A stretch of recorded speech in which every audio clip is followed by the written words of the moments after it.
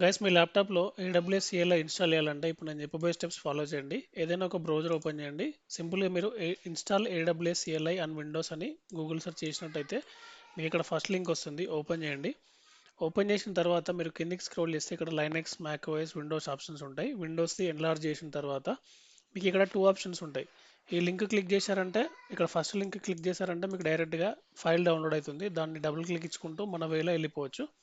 లేదు అనుకుంటే గిట్ట ఇక్కడ మీకు ఒక కమాండ్ ఇచ్చినారు కదా, ఈ కమాండ్ని ఇక్కడ కాపీ చేసి మీరు కమాండ్ ప్రాంప్ట్ ఓపెన్ చేసిన తర్వాత ఇక్కడ డైరెక్ట్ పేస్ట్ చేసి మీరు రన్ చేయొచ్చు. ఇట్లా రన్ చేస్తే ఏమైందంటే మీకు ఆల్రెడీ ఇన్స్టాల్ అయి ఉంటే కనుక ఇట్లా చూపిస్తుంది. నాకు ఆల్రెడీ ఇన్స్టాల్ అయింది. మీరు నెక్స్ట్ కొట్టి మీరు ఇన్స్టాల్ చేసేసుకోండి.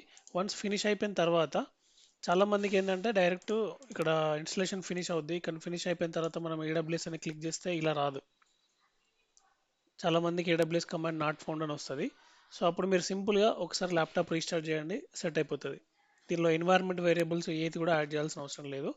డైరెక్ట్గా మనం ఇన్స్టాల్ చేసుకోవచ్చు. లేదు నాకు కమాండ్ నుంచి అవ్వట్లేదు, నాకు ఇష్టం లేదు అనుకుంటే కనుక మీరు ఏదైతే ఫైల్ డౌన్లోడ్ చేశారో ఆ ఫైల్ ఇక్కడ మీ డౌన్లోడ్లోకి వస్తుంది. దీన్ని డబుల్ క్లిక్ చేసి కూడా మీరు ఇన్స్టాలేషన్ అయితే చేసుకోవచ్చు. సేమ్ మనం వేరే ఏదైనా ఫైల్ ఎట్లా చేస్తామో సేమ్ అదే ప్రొసీజర్. ఈ విధంగా మీరు ఏడబ్ల్యూఎస్ CLIని సిస్టంలో మీ ల్యాప్టాప్లో ఇన్స్టాల్ చేసుకోవచ్చు. ఇన్స్టాల్ చేసుకున్న తర్వాత మీకు ఇక్కడ ఏడబ్ల్యూఎస్ కమాండ్ హెల్ప్ వస్తుంది. లేదంటే ఏడబ్ల్యూఎస్ వర్షన్ కూడా మీరు చూడొచ్చు. ఓకే.